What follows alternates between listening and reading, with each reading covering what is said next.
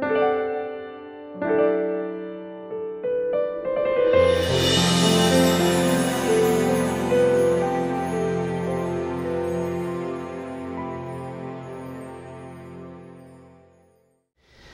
week we talked about the different dhyana levels of meditation. In the Kamadhatu, you can attain Kamadhatu Samadhi.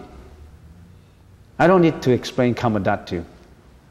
If you don't know, you read it up or you ask someone else. I'm sure people who've been here for a while, they know what Kamadhatu is, the world of desire. You can attain Kamadhatu Samadhi, and you know what Samadhi is. Samadhi. When you are in Kamadhatu Samadhi, after meditating for a while, you have that wonderful, wonderful feeling during meditation of being light and joyful. You feel all of a sudden you're like a feather drifting in the air. You are so light. You're not heavy, you're very light. And that lightness, it's a buoyancy that gives you satisfaction. It's not a lightness like you feel uncomfortable about. When you're meditating, you close your eyes and meditating, you feel light. More than just light, you feel very joyful. Extremely joyful. In the Chinese language, we call it 清安, light and joyful after meditation. If you have that feeling, you reach the Dhammatatu Samadhi. As you practice further, gradually you have the feeling that your body and mind does not exist anymore. You meditate, oh, I don't have a body. My mind is one with space. Imagine the feeling that your mind is as vastless as space. Your horizon, your mind horizon is opening up. You're unfolding yourself. We've been so restricted in our thinking. Our jealousy, our hatred, our greediness, our bitterness, disappointment, sadness, attachment to the past, all these is a closed door prison to you. All of a sudden it unfolds itself. You open that wall of ego prison and you see outside. You're one with space. That's the kind of joy you have. If you reach that level, you're getting away from Dhammatatu Samadhi and get into a Samadhi that is called approximating the first absorption. Absorption means dhyana level. Dhyana, absorption. Dhyana spells D-H-Y-A-N-A, dhyana. Dhyana, it simply means the level of meditation. So you're approximating on the first dhyana. Remember, in this world, you don't have dhyana, no matter how you try. The highest level is that level approximating on, close to the first dhyana. The first dhyana cannot be attained in this world of desires. You got to get rid of your desires before you get that first dhyana.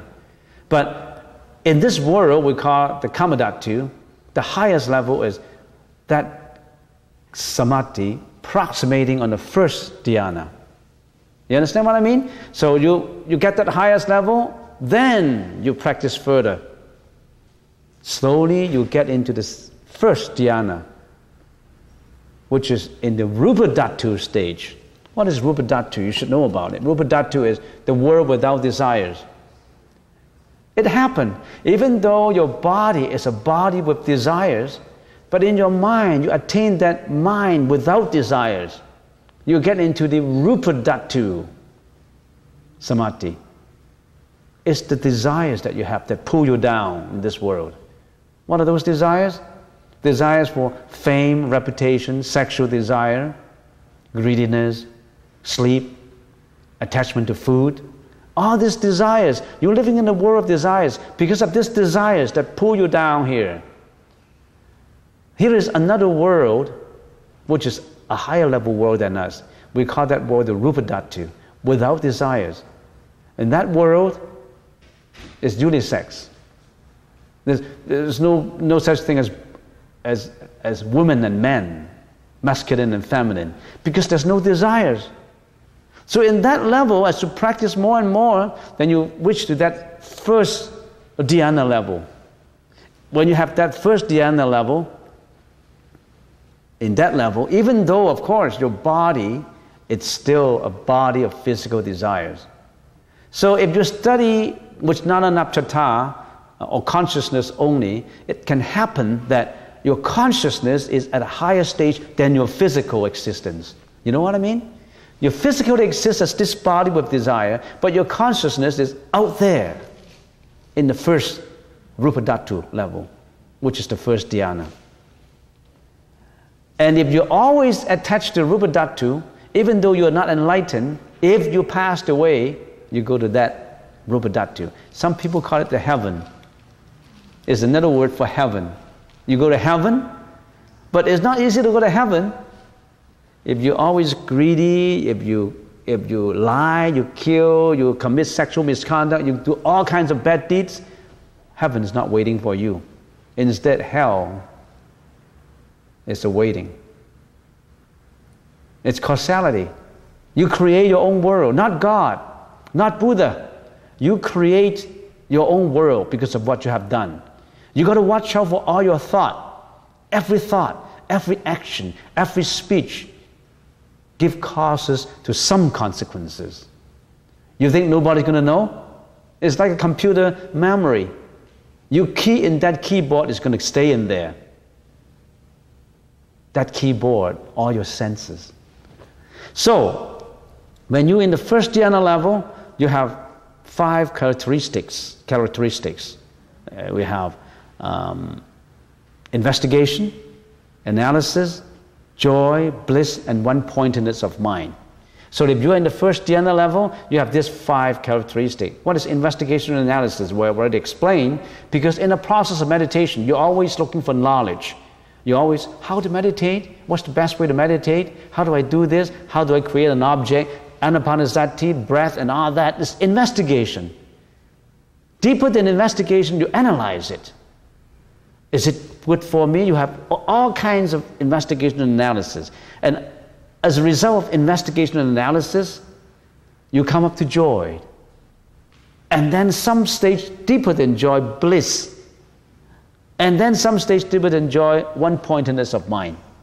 People achieve one-pointedness of mind.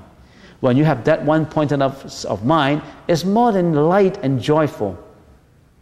It's something you say, I heard practices of meditation, they say, oh, this kind of happiness is beyond description, this meditation. So you have that 5 characteristics. And when you get there, you also have 8 sensations. You have these 8 sensations. What are these 8 sensations? Vibration, itching, buoyancy, heaviness, coldness, heat, roughness, and smoothness. Oh, we need to explain all that. But what is vibration?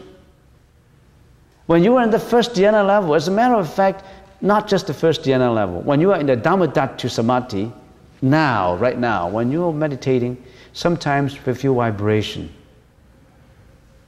It's for people who practice for a while, number of years, you have that vibration. I tell you the truth, I have the vibration. The first vibration that I realized is I got vibration in every tooth. Every tooth actually is shaking. You don't realize it though. It's just like a vibrating fork. You hang it onto a hot object, it vibrates. The frequency is so fast. If you look at the distance, it does not seem to vibrate. Because the vibration is so fast. Every tooth actually itself is vibrating. But you don't realize it.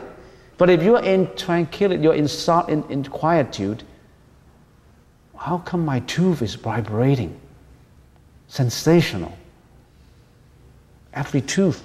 And then your whole jawbone actually is vibrating. You don't know about it. You realize your vibration. And even if there are some blockages in your jawbone, if you meditate good enough, the flow is good enough, the whole jawbone, all the blockages were broken through, and this vibration is all over the place. Actually, you can feel the vibration in every body cell, vibration in every follicle of hair. You see, every pore in your skin, some have, but some don't have hair sticking out. And sometimes when you are meditating, you feel as if all your hairs stand on ends. Now that kind of standing on end is not getting scared, all of a sudden all the hairs shoots up. Why? Because the energy shoots out. Your aura all of a sudden gets bigger because you have that energy, and it vibrates through your pore of your skin on every cell. So you feel vibration. The whole body is vibration. You don't realize it until you meditate. If you have that feeling, that's a good sign. But you don't want to attach that to that feeling, mind you. Can I have this vibration? I'm longing for this vibration. Don't create that longingness. Don't create that greediness. Don't create that attachment. Don't create that desire. It comes naturally come. It goes naturally go. Like any attachment. Don't attach to anything. Let it come, let it go. So remember this vibration. Now, I've experienced this. Every tooth, every cell, every hair is vibrating. And of course, before you get to this subtle vibration, you have the crude vibration first. What is this crude vibration? I can see people who have vibration in here. I'm not going to tell you who. Your body tends to move a little bit like that, naturally. That's a crude vibration. It's a good sign though. It's vibrating. But it's crude, it's not subtle enough. And sometimes your hands move, your fingers move. And my experience is that sometimes you can get up and you just naturally get up and naturally move, and then you go back to your original position. It's natural, spontaneous. It's not that you want to get up and move. And sometimes you may elevate yourself a little bit and you put down. Elevation. I think they call it gravitation. And some people boop, and then they put down again. So it's a crude vibration, but after the crude vibration, it comes to the subtle vibration. The vibration of every skin, every cell, every hair. So that's just to give an example. And after the vibration, you have a lot of perspiration. You have a lot of sweating. All your palms are sweating, or the whole body is sweating. But that kind of sweating is extremely relaxed, like you have taken a sauna bath, a Turkish bath. But mind you, don't take a cold bath right away. You let your heat dissipate. If after you have that vibration and you're sweating, you immediately, it's relaxing, I finished my meditation, I'm going to take a bath. No, don't do that.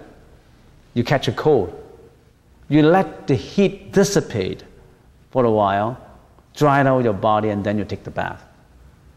Okay, so I give you two examples. Here, vibration, itching, buoyancy, happiness, coldness, and heat. Heat means perspiration. You have that perspiration in you. It's physical sensations, nothing magical to it. You realize it when you are in deep quietude. Why do you have that interaction? Why do you have that physical sensations?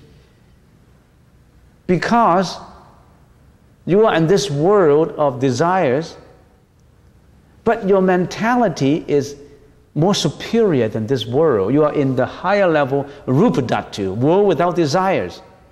Because when you meditate for a long time, your desires slowly, gradually diminishes.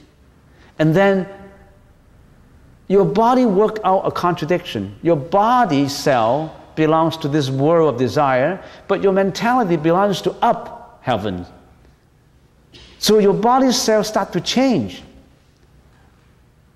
So in this changing process, there's a lot of sensations. So itching, buoyancy, happiness, heat, roughness, and smoothness. Now, need time to explain all that, but mind you, there are sutras mentioning that. All right, so I'm not going to go into detail. Time is up and I haven't even started.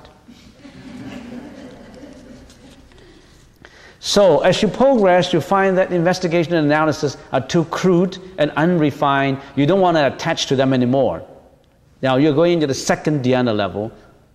You don't want to attach to joy, because joy is not subtle enough. That kind of joy is not subtle enough. Even the bliss is not subtle enough.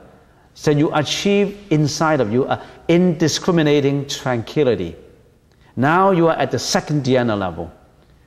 Here, your samadhi has 4 unique characteristics. You have that joy and bliss, but that joy and bliss is superior than the joy and bliss you have in the first dhyana level. You have the one-pointedness of mind, and then you have indiscriminating tranquility. So let me tell you, meditation is wonder. Meditation is wonder of the world. All these great wonders of the world are physical and material. You can see them. They're subject to disintegration.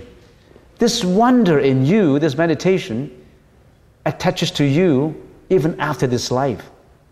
It enhances your spirituality.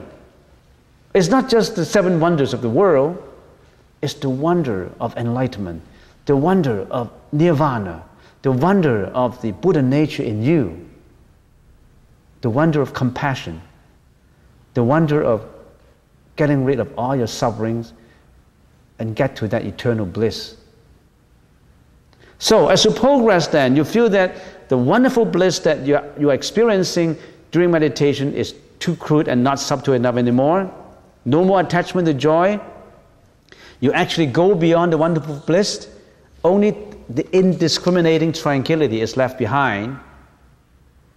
So now you are at the 4th dhyana level. Nothing left except that indiscriminating tranquility in you. You are at the 4th dhyana level. The Rupa Dhatu, 4th dhyana level.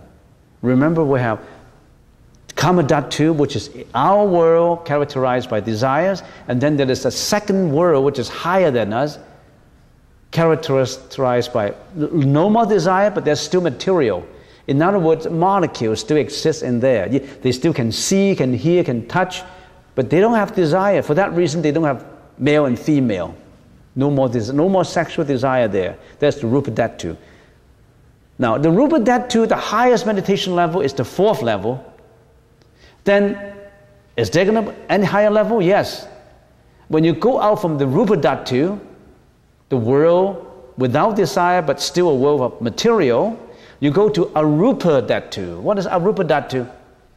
Arupa Dhatu is world with no matter, no molecules anymore, just consciousness left. Because it's getting subtle and subtle. Even matter is too crude. Only your consciousness left in Arupa Dhatu. So when you are after the 4th dhyana level, you continue to meditate, your body and mind becomes too subtle and supreme for the Rupa Dhatu. Now you are approaching the Rupa Dhatu. At the 4th dhyana level, you continue with vipassana meditation and contemplate on space. Now when you at the 4th level, you continue to meditate on what? On space. How do you meditate on space? You visualize that every pore of your skin contains space. And that pore of your skin getting bigger and bigger and bigger until you are one with space. No more any other wandering thought. Every pore. First of all, you start with a small little space in the pore of your skin. And then, all the skin is space. And then that whole space merged together as one space. And this one space merged together with the vastness of space. So, if you're successful, I'm trying to make the long story short. After a long time, you're successful in getting into one with space. You are what? You are in the dhyana of boundless space. So whenever you're meditating, zoom, you are into space. You are with space. To people who never heard about this before, you think it's magical, supernatural. It's not. Many monks, hermits, they got into that level. They got into the dhyana of boundless space. Then, let me continue before we close for the day. I want to finish up today for all these different levels of dhyana levels. Then you continue to practice and feel that your object, the space, is too crude and not subtle enough. You want a higher level. Oh, I'm one with space. But we still have space.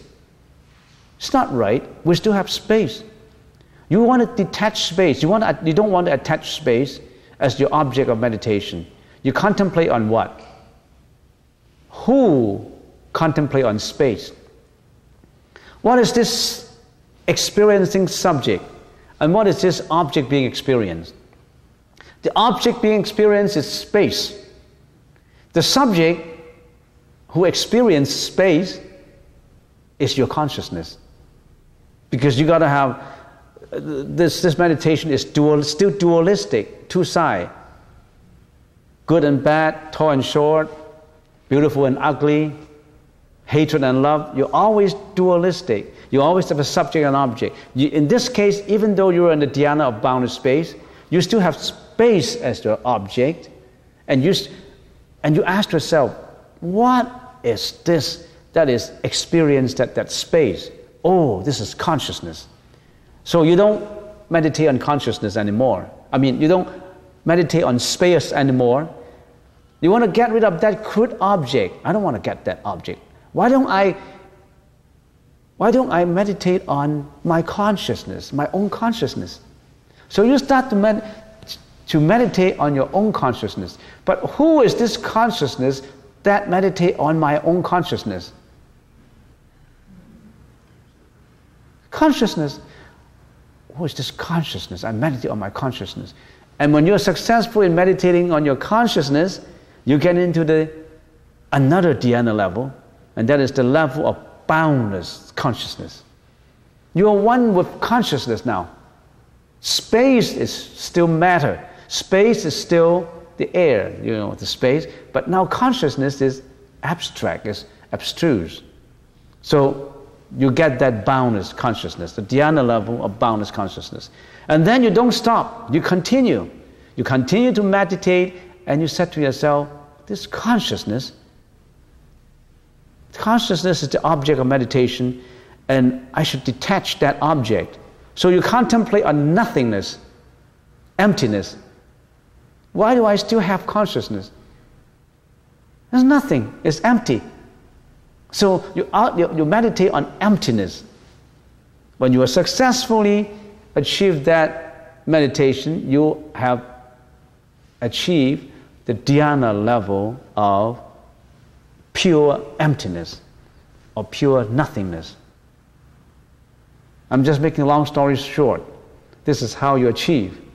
And then you continue with your progress, and you feel that contemplation on space, on consciousness, and even on nothingness. Nothingness means no thought.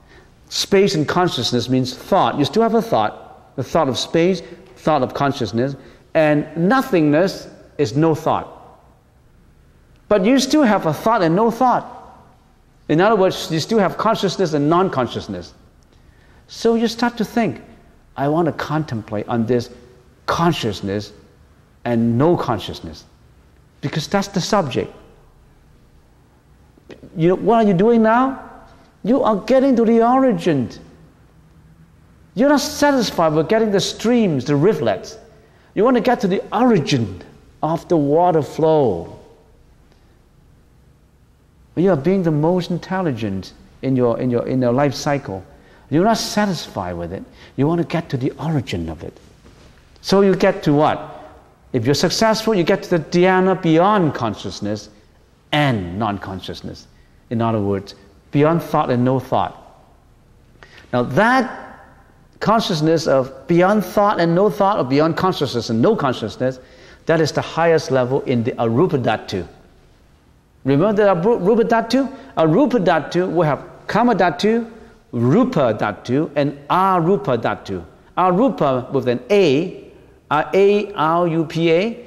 A, that means no matter, no more molecules, no more form, only consciousness left. But the highest level of meditation in that level is, first of all, of course, in there you have 4 levels: boundless space, on boundless consciousness, and then on pure emptiness, and then the highest level is on the level of consciousness, no consciousness. And that is the highest level in Arupa Dhatu. Now, if you always practice that, when you passed away, this body, we all have to die out this body. No matter who you are, this body has to die out eventually. You won't get this body all the time. Lease expire. This lease expire, you gotta die out. When you die out this body, if you're always meditating on, for example, you're successfully achieving the dhyana of consciousness and non-consciousness, when you died, of course you don't have bad karma. You follow all your precepts. You will be reborn in there.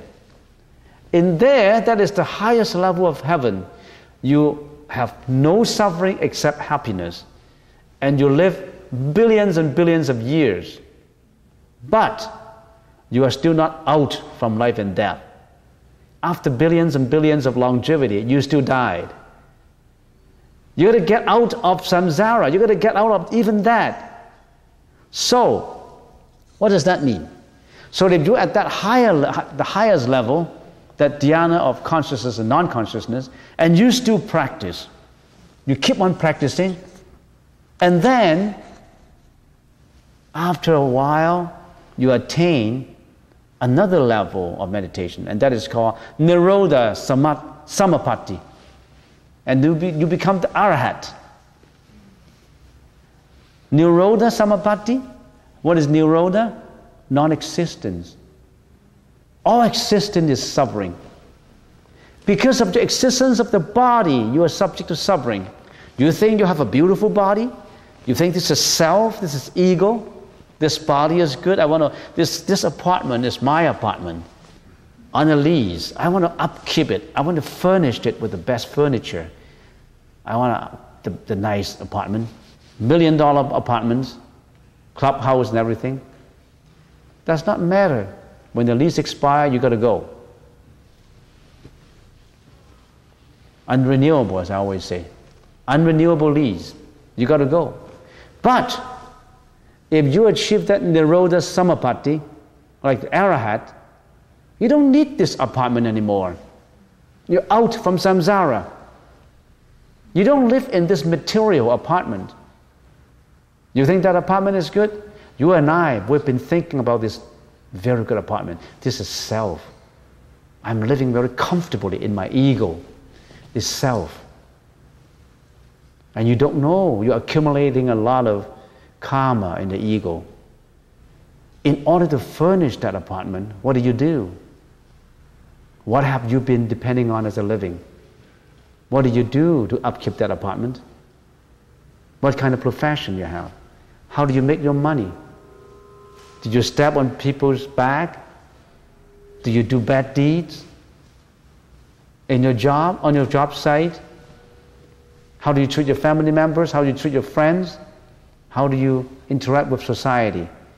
In the process of upkeeping this ego, what do? You've been building up a lot of karma. That karma pulls you down. You will never get out of the 3 levels of samsara. But for those intelligent guys, they practice meditation, they follow the precepts, they have a high morality standard. When they passed away, they go to heaven. The highest is that level, Arupa Dhatu. Enjoy happiness. There's no sadness, no suffering in heaven. But heaven is not the ultimate place you go. You still have to die. You still have the material existence. Existence is suffering. We don't hate existence, but factually, existence is suffering. So, when you have that Nirodha Samapatti, you become the Arahat. And as you go further and further, but first of all, when you become the Arahat, what is the most significant thing that you have done? You have eliminated completely that ego in you. No more ego, no more self, no more I. But that's not enough.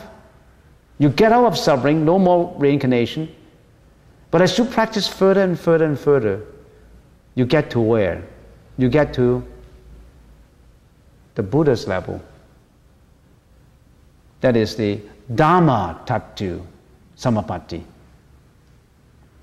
Because there's two kinds of attachment. The first attachment is attachment to the ego. The second attachment is the attachment of the notion of attaching that ego. In other words, you still have that thought in you. You still have the thought of not attaching to the ego. So as you work further and further, as I said, you always found the origin. When you're at the arahat level, you're close to the origin. No more of these off streams of karma. But you're not yet at the origin. But you work further, but you're already out. You're already out from all these off streams now. You won't be pushed to the ocean. All of us are being pushed to the ocean of egoness. When you're meditating, when you are following the Buddha's precepts, working the Buddha's way, you're going up, getting rid of all these streams. Finally, you get to that. You work against this ocean of karma. It all falls at your back. You don't mix with the vastness of the ocean of ego and suffering. You go up and up and up until you find that origin. The arahat is close to the origin. The Buddhahood is at the origin. When you are at that origin, that's nirvana. What exactly is nirvana? We, as temporal beings, we don't know. It's beyond description, beyond words. As a matter of fact, the level of the arahat is beyond words. Many things cannot be explained by words. Here is the barrier of language. Language cannot satisfy everything. As a matter of fact, sometimes languages get you into trouble if people distort what you mean. So, I already have explained all these different levels, and let me just regurgitate by using 2 minutes.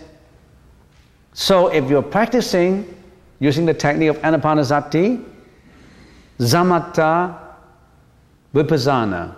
You know what samatha and vipassana is? Samatha, vipassana, both hand in hand, like the wings of a bird. You use these two techniques, samatha and vipassana, concentration in insightful meditation. Of course, there's a lot in there. A lot of literature in there. You can't expect to get it in one session. So you're using samatha and vipassana like the wings of a bird. You fly. And then you get to these different levels now. The first level in this world of desire, kamadhatu, is kamadhatu samadhi. And in that level you have different feelings, you have different sensations, it's different characteristics. And the most outstanding one is light and joyful. I'm sure people know when you meditate, oh, I came here a number of years ago, oh, I feel happy about it when I'm meditating. Sometimes I have this glimpse of bliss. That's joyful. So that's the first level, kamadhatu samadhi. And then as you go up, you go to the second level, which is the higher levels of this kamadhatu. That is the level approximating on the first dhyana level. Dhyana level is not to be obtained in kamadhatu, It's in the rupadhatu. So this highest level is the level approximating on the first level. And then as you practice further, you get into the rupadhatu samadhi now. You have 4 levels. The first level has its characteristics: joy, bliss, one-pointedness of mind, investigation and analysis. Second level, joy is too crude, not subtle enough. You have bliss, one-pointedness of mind, and then you have indiscriminating tranquility.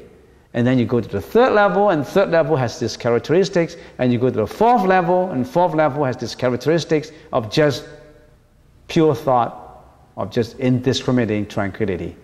And then you go further. No more matter, no more molecules, no more molecules too crude, Form, protons, neutrons, electrons, those are molecules. You go into the world of arupadhatu. And the first level the 4 levels in there. The first level is dhyana level of boundless space. Second level, dhyana level of boundless consciousness. Third level, dhyana level of pure nothingness or pure emptiness. Fourth level is dhyana level of consciousness and non-consciousness. That's the highest level of arupa dhatu. And if you can get there, how many people can get there? Not many people. And then if you continue to practice, you're out from there, out of samsara of life and death. Then you attain nirodha samapatti. You are an arahat. You are a saint. You already are a saint. And then if you keep on further developing it in meditation, you become the Buddha.